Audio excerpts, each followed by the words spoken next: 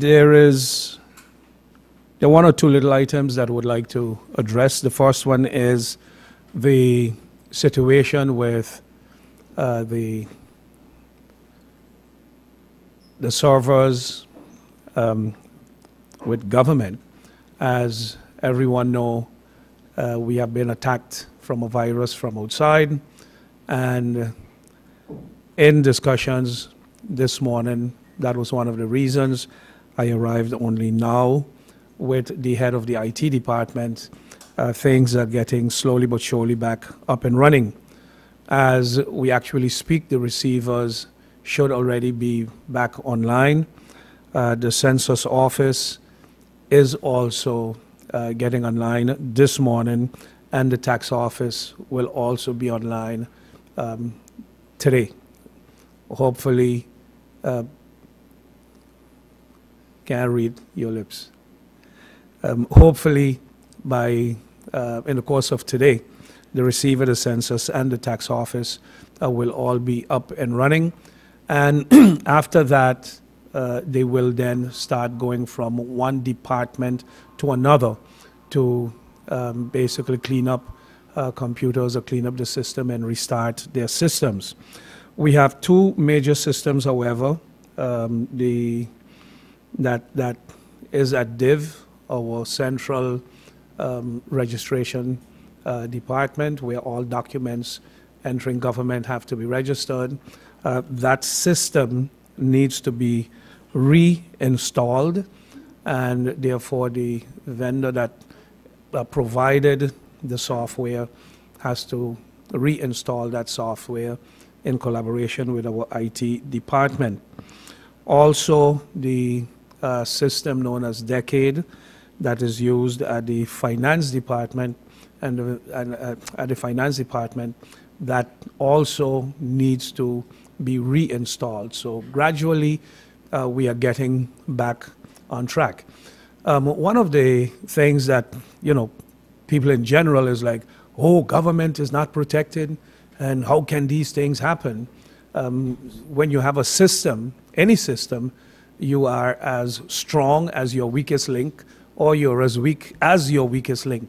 So you can have the best system on earth, but if you have one little opening in the fence and something sneaks in, once it sneaks in through that little opening, then it's in. It doesn't matter, when you say it doesn't matter, the fact is it has gotten in. And how it can get in if there is a opening somewhere.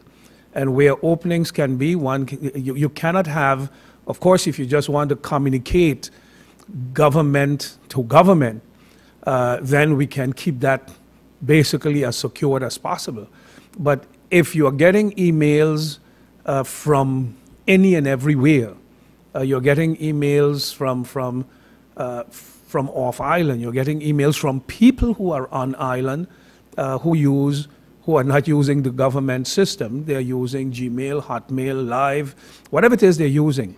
But the problem is that when one goes on the network, opens their email, and they get an email, sometimes some people are fascinated by the fact that guess what? You've won the lottery, and the sad part of it is if you don't buy the lottery, how the devil can you win the lottery if you didn't buy the lottery? But the things are written so interestingly that they tend to open them. Or you get sometimes an email from someone known to you.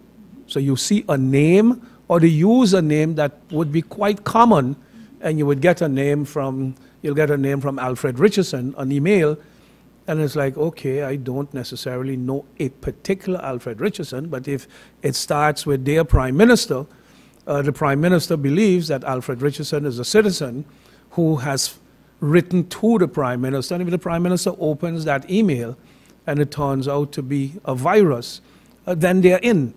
So it is quite difficult. And if we look at bigger countries that spend billions in securing their systems. We hear that the Russians hacked into this one and the Chinese hacked into that one. This one got into the FBI, that one got into this one. So in terms of size, getting into the St. Martin government system, I'm not trying to play it down. I'm not trying to say, oh, it can happen every day, but it happens realistically every day in some part of the world somewhere. That's just the nature of how things are. So we do apologize for the inconvenience our citizens had to endure over the past days. Yesterday I got a call from someone who wanted to know where were we heading, because they sent someone to pay their taxes and the receiver could not receive it. Well, it's the way it works, and the business person felt that at least they should have taken their payment and given them a handwritten receipt saying that on such and such a day we've received such and such a check or money from somebody else. And when you explain to them the risk that that brings with it, that it becomes something totally different. So we are getting back on track, we are getting back online, and we hope very soon that everything will be back to normal. Last week I addressed you briefly when I said, well, briefly I addressed you and asked you to bear with me to, you know, wear the hat of the informateur, or rather the formateur, rather than that of the Prime Minister. And I know everyone was expecting the final reporting on Thursday. On Tuesday, the 8th, it did not materialize for several reasons. One of them being that we did not receive the final reports on all the candidates, which we hope to receive today from the public prosecutor's office. We hope today, well, hope they have said that today we will get the final reports. Some were missing, and we've had one or two candidates who still had paperwork to receive from the tax inspector and receiver, and because of the problems that we've been having, they could not get that paperwork in time. So these things have caused, among others, the delay, but we still do not have the final report. This afternoon, I hope to get the remaining reports, after which the process will begin in preparing the final report for the governor. 2 o'clock this afternoon, the meeting in Parliament will take place in reference to the situation at Oyster Pond. This morning, I've received a hard copy, just a few minutes ago, a hard copy of a letter sent by the Prefet, Madame Anne Lubis. The letter was apparently emailed as well, but it was emailed to the government email, so I could not get it. But this morning, I received a hard copy as I came to the office. The meeting in Parliament this afternoon is mostly and mainly to inform, not mostly or mainly, it is to inform members of Parliament as to what has transpired, what took place, what the actions of the government, or in particular the actions of the Prime Minister, what have they been, what I have done, what my position is, and to keep Parliament informed. I do not think it is an incident that we should take lightly. I don't think it's something that we should just shrug our shoulders at. It is not one of those reports where one would say, well, there was, whether it's a citizen or a police officer from the Dutch side who's on the French side, and he was arrested because he was speeding, or he or she was suspected of coming out of a disco and the breathalyzer showed that he had a higher content than allowed. This is a situation where we have agreed on a status quo. We have, there is enough proof and documentation that the oyster pond is part of the Dutch territory. And we have taken, we have become Country St. Martin in 2010, and Country St. Martin consists of 16 square miles, and those 16 square miles, part of it is the oyster pond. That is how it has been before I was born. That is how it has been throughout my lifetime. And if the French have a change of heart and they would want to get or claim a portion of it, the Simpson Bay Lagoon, they have the bigger chunk of it. The 37 square miles, they have the bigger chunk of it. So we need to be able to live in peace and harmony with our neighbor, and an act like this we consider not one that fosters a good relationship between the two sides of the island. So the information to Parliament is basically going to be about the facts, the way we see it, the developments that have been taking place over the years, and where we are at this moment. I thank you. Media. As we're in the week of St. Martin Day, I do have a few announcements and some updates. I'll start first with the situation at the Leonard Connor School. The emergency situation or solution that was devised is being carried out, and as scheduled, most of the classes were able to start today. All of the moving took place between yesterday and I think were finalized this morning. I was being updated as the morning progressed by both the head of Division Public Education as well as the management of the school. Of course, there are some glitches. Not everything went as smoothly as possible, so there are some that still need to be ironed out. But all in all of the students have been dispersed to the different locations, and the management and staff will continue to do all possible to make their stay in these facilities, together with the other school managers and the other managers of the facilities which we have been able to secure, as safe and as conducive to education as possible. So I look forward to, of course, being updated on these areas as the week progresses. Today, as they settle in, some of them will be actually settling in, while others will actually be actively teaching, which I'm happy to hear. Many of the parents were happy to know that their children will be able to get back to school and be regularly in school. But of course, we know the holidays are coming up. And the Division Public Education yearly plans a Unity St. Martin Day celebration between all the schools, which is taking place tomorrow. So though school has resumed, it will tomorrow be another fun day for all of the public education schools, where they will be meeting at the L.B. Scott Auditorium for a ceremony celebrating the Unity. Each year, a different school hosts the program. This year, it's the Prince William Alexander School. And so that will start at the L.B. Scott Auditorium, at 8:30 tomorrow morning, followed by a parade at 10 a.m. The parade will be between all the schools, which includes, of course, the St. Martin Vocational Trading School. And it starts at the auditorium.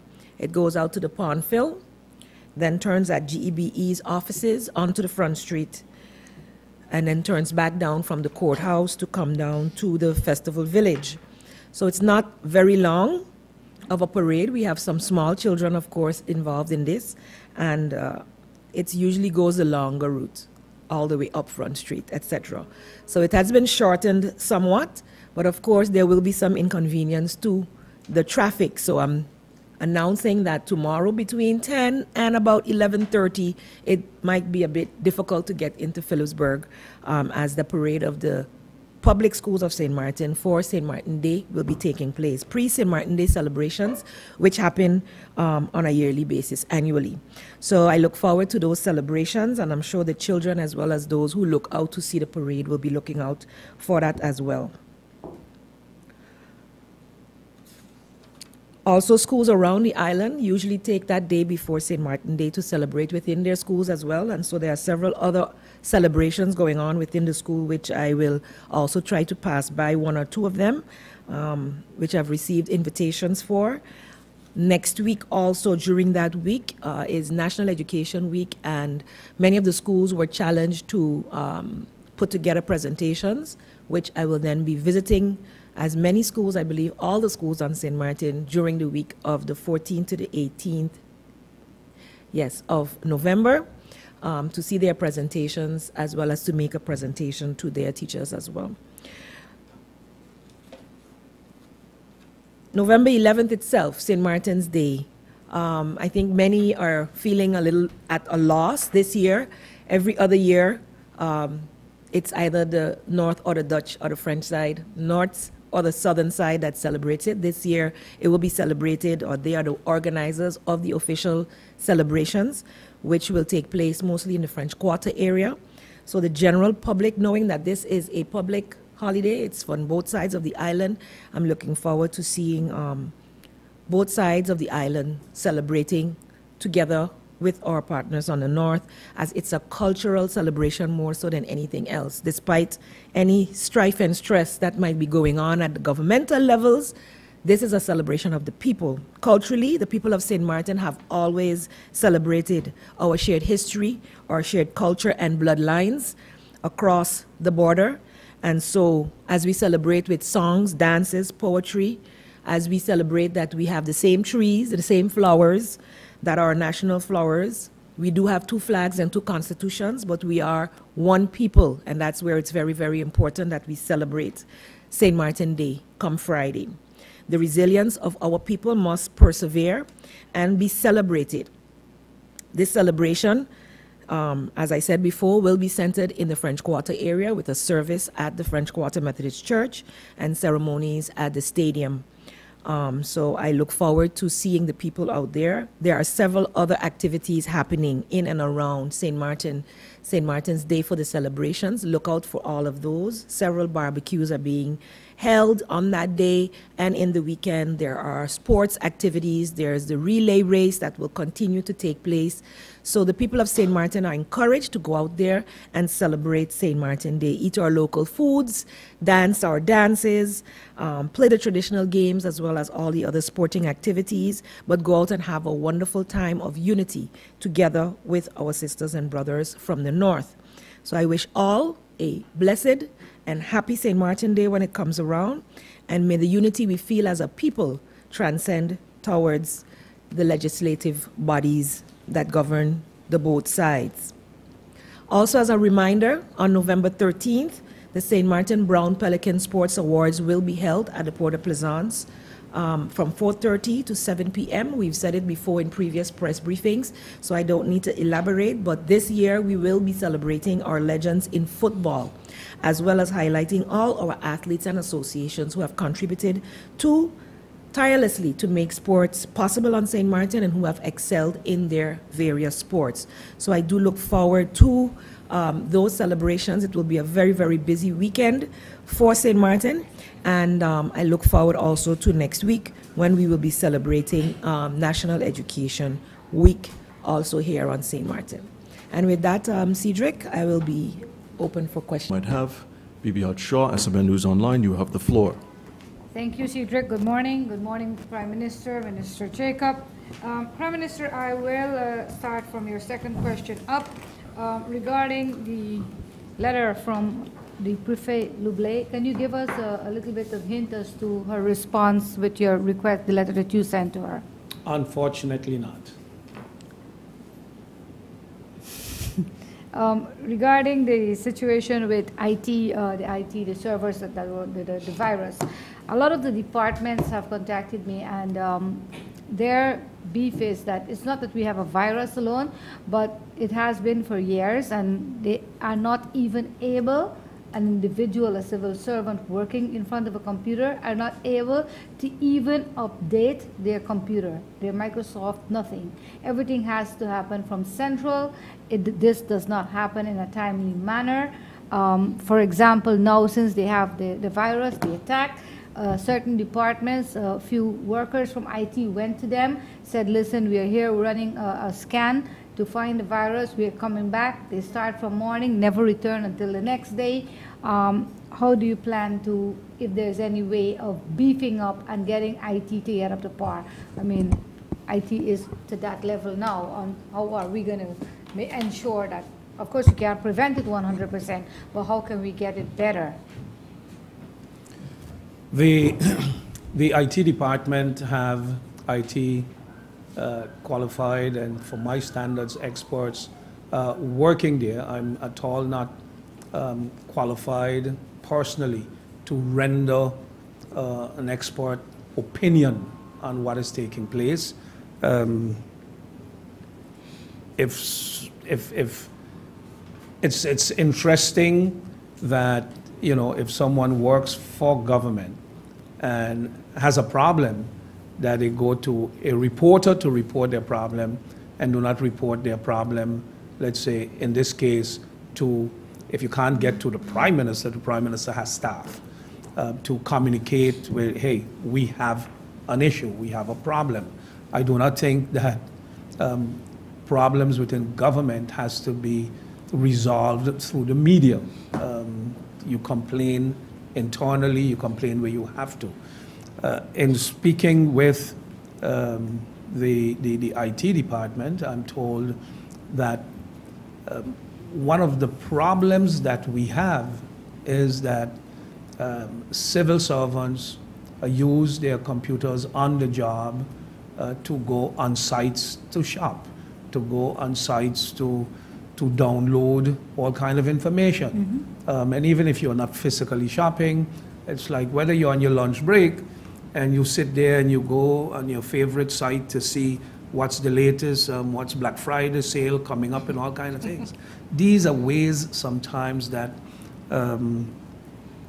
viruses, or we are open, as I said, for attacks.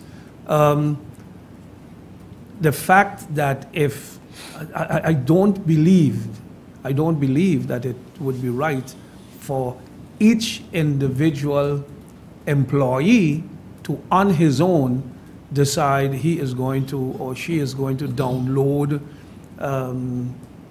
this system or this upgrade or this what have you or that what have you.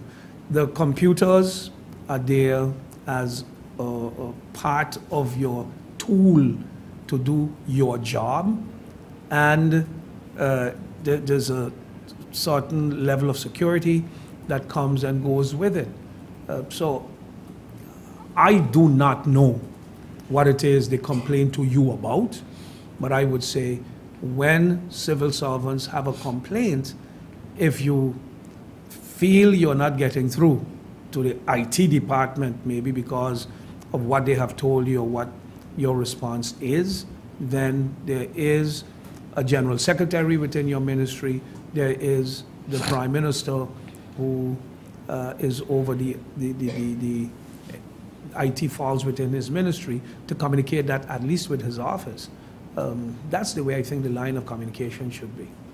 Well, I must add to that Prime Minister Marlin, that there are several emails that were sent to the head of the IT department, the two managers, who never even visit the other departments. According to the emails, it's clear, and nothing has been done. The generals, the Secretary General for your ministry also was informed. And these people are just saying that, listen, there are things happening, and in today's technology, one of the things they suggested, since we're having this major issue with a central server, why not each ministry having their own IT department? I don't know if that's possible. So, you see exactly. You are posing a question that about a problem that people are bringing to you that you have no clue what it is, and you're placing it now in, if you want to call it, the public debate domain as now something for us to start a debate on, that what the problem itself is not properly defined. Okay?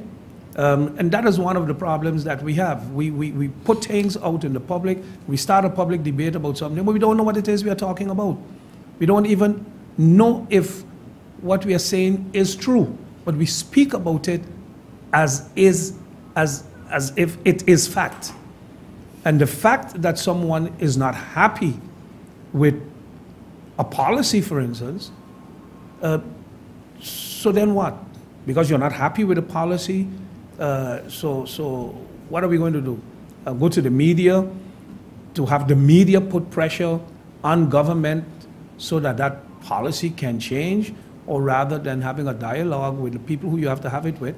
And some people feel that if I complain and I'm told, no, you cannot enter the front door, you got to go through the side door. But if in their opinion, going through the side door is ludicrous, that they should be able to go through the front door, then that becomes the issue. If it's the side door we have chosen to come through, then it's the side door we are going through. We can't have a policy or a decision that you go through the side door and now you're coming through the front door. That's as simple as it is. Thank you.